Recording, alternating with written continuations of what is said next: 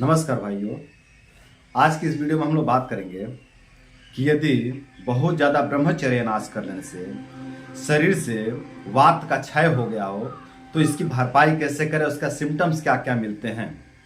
लेकिन सबसे पहले मैं आप लोगों की जानकारी के लिए बता दूं कि ब्रह्मचर्य नाश करने से अर्थात अपना वीर्य खर्च करने से सीधे सीधे शरीर से वात का क्षय नहीं होता है, बल्कि शरीर में वात दोष का प्रकोप होता है। और ये मैं अपने बहुत से वीडियो में बतला चुका हूं कि ब्रह्मचर्य के नाश करने से शरीर में वात दोष का प्रकोप होता है, वात दोष का वृद्धि होता है और उसके बाद शरीर में अनेकों प्रकार के रोग दोष व्याधियां उत्पन्न होते हैं।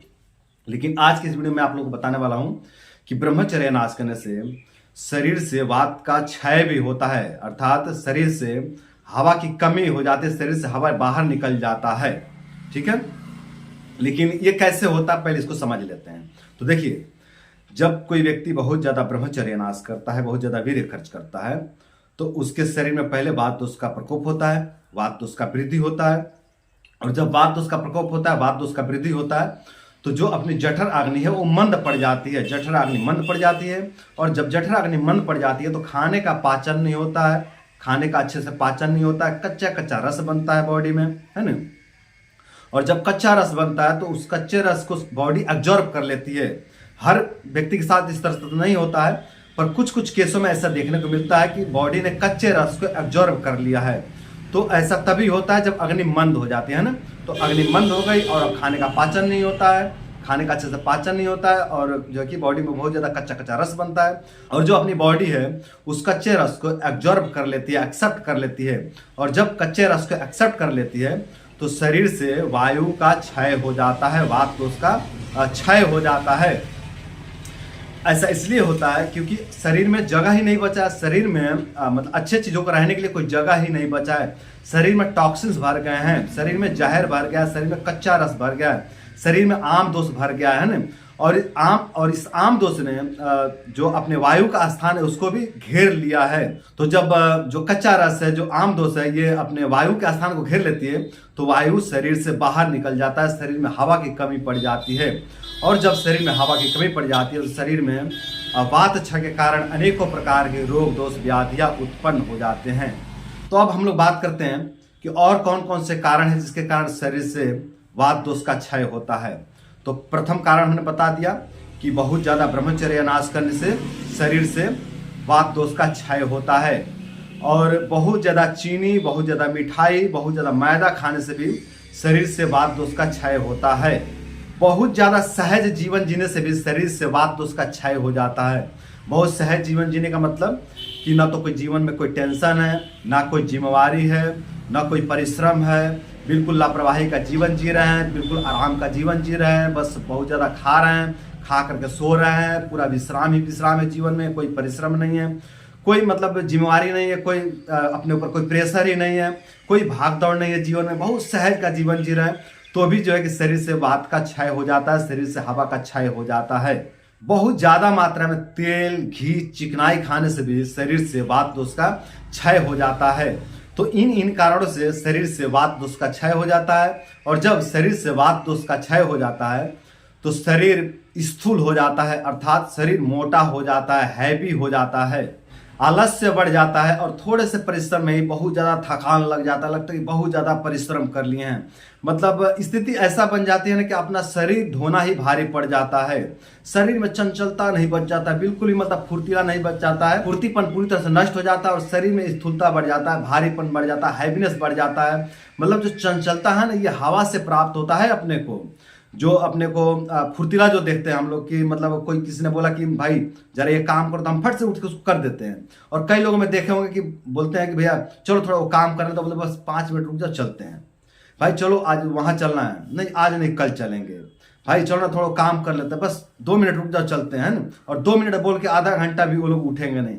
तो वो जो है कि वात की कमी से भी होता है, शरीर में वात की कमी हो जाए तब इस तरह के सिम्टम देखने को मिलता है कि फुर्तीपन ही खत्म हो जाता है, क्योंकि हवा ही नहीं बचा है। चलने का जो गुण होता है ना, जो गति करने की जो क्षमता देती है वो हवा ही देती है। तो हवा कम होने के बाद जो है कि शरीर स्थूल हो जाता है, मोटा हो जाता है, हैवी हो जाता है और सुस्ती आ जाता है और फुर्तीला पूरी तरह से नष्ट हो जाता है, फुर्तीपन की कमी हो जाती है। वात दोष के क्षय होने के बाद जो अपने रस, रक्त, मांस में अस्थि, मज्जा, शुक्र है, ये सातों धातुएं भी अशुद्ध हो जाते हैं और अशुद्ध होकर के इनकी वृद्धि भी हो जाती है। इनकी वृद्धि होती है, ये ज्यादा मात्रा में शरीर में रहते हैं लेकिन अशुद्ध रहते हैं, अशुद्ध रूप में रहते हैं, जो रहते हुए भी अपने बॉडी को एनर्जी नहीं दे पाते हैं, अपने बॉडी को बल नहीं दे पाते हैं। बैड कोलेस्ट्रॉल बढ़ जाता है और फैटी लिवर हो जाता है। हृदय में ब्लॉकेजेस का खतरा बढ़ जाता है, हृदय घात का भी खतरा बढ़ जाता है शरीर से वायु के क्षय होने के बाद। शुगर होने का भी खतरा बढ़ जाता है या फिर शुगर हो जाता है। ब्लड प्रेशर भी बिगड़ जाता है और मर्दाना ताकत लगभग पूरी तरह से खत्म हो जाता है वायु के क्षय होने के बाद। थायराइड हो जाता है और फेफड़े में दूषित कफ संचय होने के कारण दमा या अस्थमा रोग भी उत्पन्न हो जाते हैं। तो जब शरीर से वात दोष का क्षय हो जाता है तो इस तरह का लक्षण देखने को मिलते हैं। तो अब बात करते हैं कि इसका चिकित्सा क्या है, इसका समाधान क्या है। तो देखिए, सर्वप्रथम तो आप उन कारणों पर काम करिए जिन कारणों से आपके शरीर से वात दोष का क्षय हुआ है। पहले आप उन कारणों पर काम करिए और अपने उन कारणों पर काम करके अपने शरीर में वात दोष का वृद्धि करिए, अपने शरीर में वात दोष को बढ़ाइए। आपके शरीर से वात दोष का क्षय हुआ जिसके कारण आपके शरीर में इतने सारे व्याधियां उत्पन्न हुए हैं। तो अगर आप अपने व्याधियों को समाधान करना चाहते हैं, अपने व्याधियों को शमन करना चाहते हैं, तो आपको अपने शरीर में वात दोष को बढ़ाना होगा। और वात दोष को बढ़ाने के लिए आपको आलस का त्याग करना होगा, अर्थात आपको मेहनत करना होगा, आपको परिश्रम करना होगा, आपको योग व्यायाम करना होगा, आपको एक्सरसाइज करना होगा। एक्सरसाइज करने से, योग व्यायाम करने से, परिश्रम करने से आपके शरीर में वायु का वृद्धि होगा, हवा का वृद्धि होगा। और जब आपके शरीर में हवा का वृद्धि होगा तो आपका शरीर हल्का होगा। आपका शरीर हल्का होगा, आपके शरीर के जो धातुएं हैं जो अशुद्ध हो गए हैं वो शुद्ध होंगे। जो आपके शरीर में आम दोष बढ़ा हुआ है, जो टॉक्सिन बढ़ा हुआ है, जो आपका शरीर कच्चे रस एब्जॉर्ब कर लिया है, उसका पाचन होगा, अग्नि का वृद्धि होगा। और जब इस तरह के जो है कि अग्नि का वृद्धि होगा, आम दोष का पाचन होगा, तो आपका शरीर धीरे धीरे निरोगी बनने लगेगा, आपका शरीर धीरे धीरे स्वस्थ बनने लगेगा। तो आप परिश्रम करिए, व्यायाम करिए, ब्रह्मचर्य का पालन करिए। ब्रह्मचर्य का पालन करने से भी आपके शरीर में अग्नि का वृद्धि होगा और शुद्ध जो है कि रस, रक्त, मांस में अस्थि, मज्जा, शुक्र आदि धातुओं का निर्माण होगा। ब्रह्मचर्य के ही तो फायदा है, तो बेनिफिट है कि ब्रह्मचर्य से जो भी अपने शरीर के धातुएं बनते हैं वो शुद्ध बनते हैं, बिल्कुल पवित्र बनते हैं। उससे शरीर को बल मिलता है, ताकत मिलता है, एनर्जी मिलता है। तो आपके जो धातुएं अशुद्ध हो गए वो शुद्ध हो जाएंगे ब्रह्मचर्य के दम पर। तो ब्रह्मचर्य का पालन करिए और चीनी, मिठाई, मैदा ये सब खाना बंद करिए, इन गलतियों को त्यागिए और बहुत ज़्यादा मात्रा में तेल, चिकनाई आदि खाना बंद करिए। और खाना खाकर तुरंत मत सोइए। खाना खाकर के तुरंत सो जाने से, खाना खाकर के लंबे समय तक सोने से भी शरीर में वाम दोष का निर्माण होता है। तो सर्वप्रथम तो आप अपने गलतियों को सुधारें। जिन जिन कारणों से आपके शरीर से वात दोष का क्षय हुआ है उन कारणों पे काम करें और अपने रस, रक्त, मांस में अस्थि, मज्जा, शुक्र आदि धातुओं को शुद्ध करें। अपने शरीर में अच्छे मात्रा में वायु का निर्माण करें, वायु का वृद्धि करें और जो है कि इस तरह से अपने आप को स्वस्थ बनाएं। और अब बात करते हैं कुछ मेडिसिन के बारे में, कुछ औषधियों के बारे में जिससे आपके शरीर में वायु का वृद्धि हो और जो आपके शरीर के रस, रक्त, मांस में अस्थि, मज्जा, शुक्र आदि धातु अशुद्ध हो गए वो शुद्ध निर्माण हो, शुद्ध बने। तो अगर औषधियों की बात करें तो आप हरड़ का चूर्ण ले सकते हैं। हरड़ का जो चूर्ण है इससे भी जो है कि शरीर में वायु का निर्माण होता है। ये पाचक भी है, अग्निवर्धक भी है, धातुओं को शुद्ध करने की भी क्षमता है इसके अंदर। आपकी दूसरी औषधि है इंद्रजौ का चूर्ण। इंद्रजौ के चूर्ण लेने से भी आपके शरीर में शुद्ध धातुओं का निर्माण होता है और अच्छे मात्रा में वायु का भी वृद्धि होता है।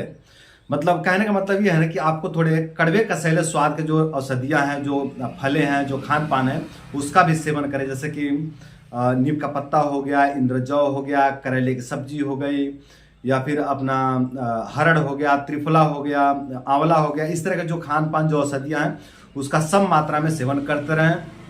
इसके सेवन से आपके शरीर में सम मात्रा में वायु का भी निर्माण होगा, हवा का निर्माण होगा और जो आपके धातुएं बनेंगे, जो धातुओं का, जिन धातुओं का निर्माण होगा वो शुद्ध बनेंगे, उनका निर्माण शुद्ध होगा।